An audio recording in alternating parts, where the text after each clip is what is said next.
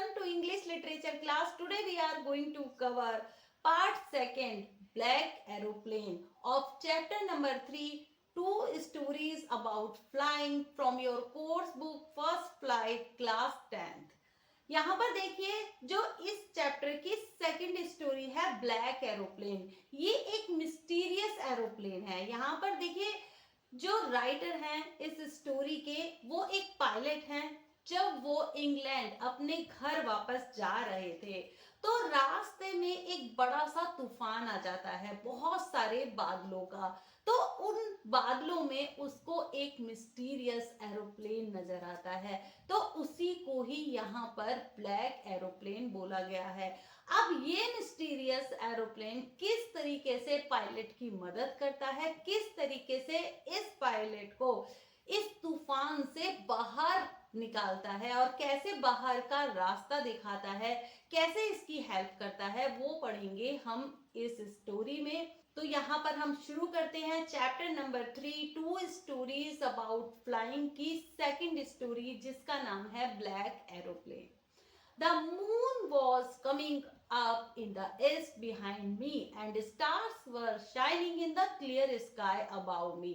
अब देखिए एक पायलट जो कि डकोटा एरोप्लेन में बैठ के इंग्लैंड की तरफ जा रहा है, तो वो कह रहा है, तो इस पायलट को हम नैरेटर भी बोल सकते हैं और इसको राइटर भी बोल सकते हैं। तो यहाँ पर ये जो पायलट है ये बताता है कि मून किस तरीके से ईस्ट में चमक रहा था और वो मेरे पीछे दिखाई दे रहा था। यहाँ पर जब पायलट अपना एरोप्लेन लेके आकाश में उड़ रहा था तो मून किस तरीके से ईस्ट में चमक रहा था उसके पीछे। तो इसका मतलब है कि मून जब ईस्ट में चमक रहा था तो पायलट किस डायरेक्शन में जा रहा था, वो वेस्ट की डायरेक्शन में जा रहा था।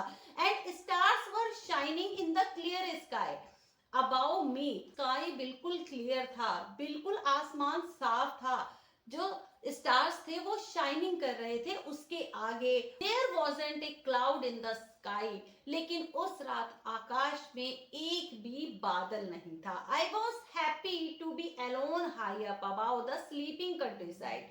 उस दिन मैं बहुत खुश था कि मैं इतने ऊंचे पर अकेला उड़ान भर रहा था और नीचे पूरा देश सोया हुआ था। I was flying my old Dakota aeroplane over France back to England. यहाँ पर देखिए पायलट बताता है कि मैं अपना पुराना डकोटा एरोप्लेन जो उड़ा रहा था वो फ्रांस, जो कि पीछे रह चुका था, फ्रांस से अब ये कहां पर जा रहा था पायलट, इंग्लैंड की तरफ जा रहा था। I was dreaming of my holiday and looking forward to being with my family. मैं अपने हॉलीडेज को याद कर रहा था, उनके बारे में मैं सपने देख रहा था और मैं सोच रहा था कि किस तरीके से मैं अपनी फैमिली के पास अब पहुंच जाऊंगा। I looked at my watch. मैंने अपनी वॉच की तरफ देखा। 1:30 in the morning. Next day के मॉर्निंग के 1:30 हो रहे थे, क्योंकि 12 o'clock के बाद मिडनाइट में नेक्स्ट डे शुरू हो जाता है। I should call Paris control soon I thought. मैंने सोचा कि मुझे पेरिस कंट्रोल को अब इन्फॉर्म कर देना चाहिए, वहां पर कॉल करनी चाहिए। As I looked down past the nose of the aeroplane, लेकिन जैसे ही मैंने अपने एरोप्लेन से बिल्कुल उसकी सिधाई में बिल्कुल स्ट्रेट बाहर देखा, I saw the lights of a big city in front of me. मैंने देखा कि एक बड़ा सा शहर जिसमें लाइट्स जल रही थी। I switched on the radio and said. मैंने रेडियो को स्विच ऑन किया और मैंने बोला, Paris control Dakota DS088 hair. तो यहाँ पर देखिए पायलट ने अपने डकोटा एरोप्लेन का नंबर बोलते हुए कंट्रोल रूम को कॉल किया। क्या तुम मुझे सुन सकते हो? I am on my way to England. मैं अपने रास्ते में हूं जो कि इंग्लैंड की तरफ जाता है। ओवर। यहाँ पर जब कंट्रोल रूम को कॉल किया जाता है तो अपनी बात फिनिश होने के बाद ओवर बोला जाता है। The voice from the radio answered me immediately. तभी रेडियो में से जो वॉइस आती है वो इमीडिएट मुझे आंसर करती है। DS088 I can hear you. मैं तुम्हें सुन सकती हूँ. You ought to turn 12 degrees west now. तुम्हें वेस्ट में 12 डिग्री पे टर्न करना चाहिए, मोड़ देना चाहिए अपने डकोटा एरोप्लेन को. नाउ अभी DS088 over. I checked the map and the compass, switched over to my second and last fuel tank and turned the Dakota 12 degrees west towards England. जैसे ही पायलट को ये बताया गया कि वेस्ट में अपने एरोप्लेन को 12 डिग्रीज पे टर्न कर देना है, तो तभी पायलट ने अपने मैप को चेक किया, कंपास को चेक किया और उसने अपने लास्ट फ्यूल टैंक को स्विच ओवर कर दिया. तो यहाँ पर अब पायलट के एरोप्लेन में लास्ट फ्यूल टैंक ही बचा था. एंड टर्न द डकोटा, और उसने अपने डकोटा एरोप्लेन को 12 डिग्री वेस्ट में टर्न कर दिया, मोड़ दिया इंग्लैंड की तरफ. I will be in time for breakfast. I thought a good big English breakfast. Everything was going well. It was an easy flight. अब देखिए पायलट ने अपने मन में सोचा कि मैं ब्रेकफास्ट के टाइम पर अपने घर पहुंच जाऊंगा और मैं अपनी फैमिली के साथ एक अच्छा इंग्लिश ब्रेकफास्ट करूंगा, एक अच्छा बढ़िया और एक बड़ा इंग्लिश ब्रेकफास्ट करूंगा. तो यहाँ पर देखिए पायलट सोच रहा है कि मैं टाइम पर अपने घर पहुंच जाऊंगा और अपनी फैमिली के साथ एक अच्छा और एक बड़ा ब्रेकफास्ट करूंगा, एक हैवी ब्रेकफास्ट करूंगा. सब कुछ सही चल रहा था और ये एक बहुत ही इजी फ्लाइट थी, सब कुछ ओके था. Paris was about 150 kilometres behind me. और अब पेरिस मेरे से पीछे 150 किलोमीटर्स रह चुका था. When I saw the clouds, लेकिन जैसे ही पायलट ने यहाँ पर आकाश में बहुत बड़े बड़े क्लाउड्स को देखा, स्टॉर्म क्लाउड्स, ये तूफानी बादल थे. They were huge, ये बहुत ही बड़े थे, विशाल थे. They looked like black mountains standing in front of me across the sky. और ये बिल्कुल एक ब्लैक माउंटेन्स की तरह, ब्लैक पहाड़ों की तरह पायलट के आगे आके खड़े हो जाते हैं आकाश में. I knew I could not fly up and over them. मुझे पता था कि मैं इनके ऊपर से नहीं उड़ के जा सकता. And I did not have enough fuel to fly around them to the north or south. और मुझे पता था कि मेरे प्लेन में इतना फ्यूल भी नहीं है, इतना ईंधन भी नहीं है कि मैं या साउथ की डायरेक्शन से या नॉर्थ की डायरेक्शन से घूम के उड़ के चला जाऊं. तो यहाँ पर देखिए पायलट कहता है कि मुझे पता था मैं इन बादलों के ऊपर से भी उड़ के नहीं जा सकता था और मेरे एरोप्लेन में इतना फ्यूल भी नहीं था कि मैं किसी और डायरेक्शन से घूम के इंग्लैंड की तरफ चला जाऊं. I ought to go back to Paris, I thought. तभी मैंने सोचा कि मुझे अब पेरिस वापस लौट जाना चाहिए. लेकिन पेरिस तो 150 किलोमीटर पीछे रह चुका था. But I wanted to get home. लेकिन पायलट अपने घर जाना चाहता था. I wanted that breakfast. वो ब्रेकफास्ट लेना चाहता था. I will take the risk, I thought. तभी मैंने सोचा कि मैं रिस्क लूंगा. And flew that old Dakota straight into the storm.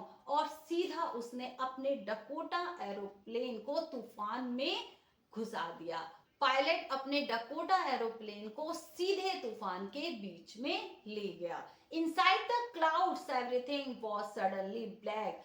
बादलों के बीच में हर चीज ब्लैक नजर आ रही थी. It was impossible to see anything outside the aeroplane. ये बिल्कुल इम्पॉसिबल था कि एरोप्लेन के बाहर कोई भी चीज को देख पाना. The old aeroplane jumped and twisted in the air.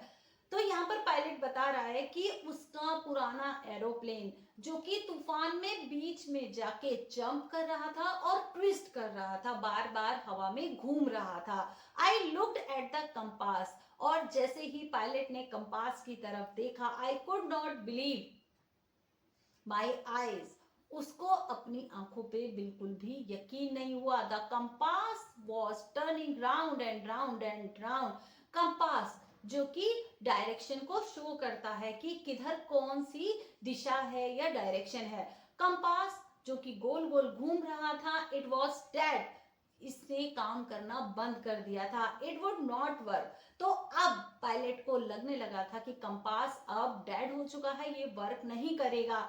The other instruments were suddenly dead too, और एरोप्लेन के दूसरे इंस्ट्रूमेंट्स भी डेड हो चुके थे, उन्होंने भी काम करना बंद कर दिया था। आई ट्राइड द रेडियो, तभी मैंने रेडियो को ऑन किया। Paris control, can you hear me, क्या आप मुझे सुन सकते हैं? देयर वॉज नो आंसर, उधर से कोई भी आंसर नहीं आया। The radio was dead too, और अब रेडियो भी डेड हो चुका था। I had no radio, no compass and I could not see where I was, और अब मेरे पास ना तो रेडियो था ना कंपास था, और अब मुझे ये भी पता नहीं था कि मैं कहाँ जा रहा हूँ। I was lost in the storm, अब देखिए पायलट जो कि तूफान में खो चुका था। Then in the black clouds quite near me I saw another aeroplane. तब ब्लैक कलर के जो क्लाउड्स थे वो पायलट के बिल्कुल करीब थे, बिल्कुल पास में थे, तभी उसने एक दूसरे एरोप्लेन को देखा। देखिए पायलट का जो एरोप्लेन था वो चारों तरफ से क्लाउड से घिरा हुआ था, लेकिन तभी उसने एक दूसरे एरोप्लेन को देखा। It had no lights on its wings, इस एरोप्लेन की जो विंग्स थी उन पर कोई लाइट्स नहीं लगी हुई थी, but I could see it flying next to me through the storm, लेकिन मैं उसको देख रहा था, इस तूफान में वो मुझसे आगे उड़ रहा था। आई could see the pilots face, मैं उस जहाज में बैठे हुए पायलट का फेस भी देख सकता था। टर्न टूवर्ड्स मी, उसने अपने फेस को मेरी तरफ टर्न किया। I was very glad to see another person, तो यहाँ पर देखिए पायलट को बहुत ज्यादा खुशी होती है कि इस तूफान में उसको एक और एरोप्लेन दिखाई दिया और उसमें एक और पायलट बैठा हुआ है, तो दूसरे पर्सन को देख के यहाँ पर पायलट बहुत खुश होता है। He lifted one hand and waved, उसने अपना एक हाथ उठाया। अब यहाँ पर देखिए पायलट को एक जो दूसरा एरोप्लेन दिखाई दिया था उसमें बैठे पायलट ने अपना एक हाथ ऊपर किया और वेव किया, इस तरीके से हिलाया। Follow me, he was saying follow me, तो उसको देख के ये लग रहा था कि शायद वो मेरी तरफ इशारा कर रहा था वेव करके कि फॉलो मी, मेरा पीछा करो। He knows that I am lost, I thought, और मैंने सोचा कि शायद उसको पता था कि मैं इस तूफान में खो चुका हूँ। He was trying to help me, और वो मेरी मदद करने की कोशिश कर रहा था। He turned his aeroplane slowly to the north in front of my Dakota, तभी उसने अपने एरोप्लेन को मेरे डकोटा एरोप्लेन के सामने से नॉर्थ में धीरे धीरे टर्न किया, so that it would be easier for me to follow him, तो इस वजह से मुझे और ज्यादा इजी हो गया कि मैं अब उसको फॉलो कर सकूं। यहाँ पर देखिए पायलट उस मिस्टीरियस एरोप्लेन के पीछे पीछे चल रहा था।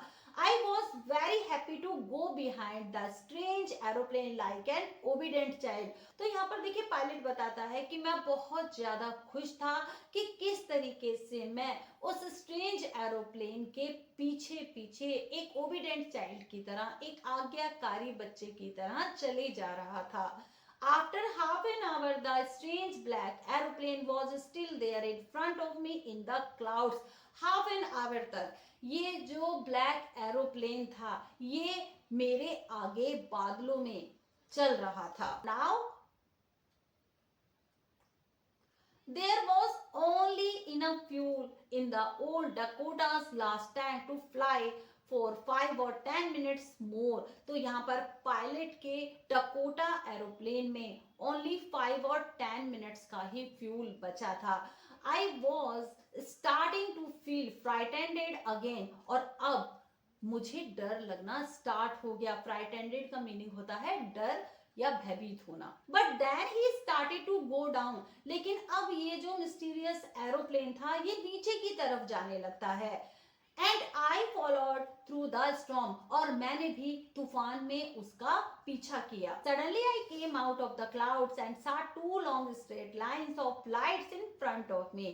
अचानक जैसे ही मैं इन बादलों से, इस तूफान से बाहर निकला, और मुझे अपने सामने लाइट्स की टू लॉन्ग स्ट्रेट लाइंस नजर आ रही थी. यहाँ पर देखिए दोनों तरफ बिल्कुल सीधे रास्ते में लाइट्स लगी हुई थी.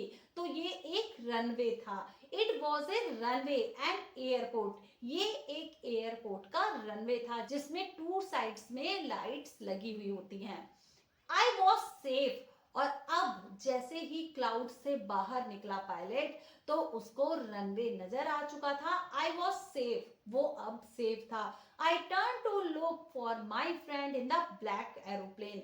तो तभी उस ब्लैक एरोप्लेन में बैठे मैंने अपने फ्रेंड की तरफ टर्न किया. तो यहाँ पर देखिए पायलट जैसे ही बादलों से बाहर निकल आता है, तूफान से बाहर निकल आता है, उसको रनवे दिखाई देता है, तो उसने मुड़ के देखा उस ब्लैक एरोप्लेन की तरफ. But the sky was empty. लेकिन आकाश बिल्कुल साफ था.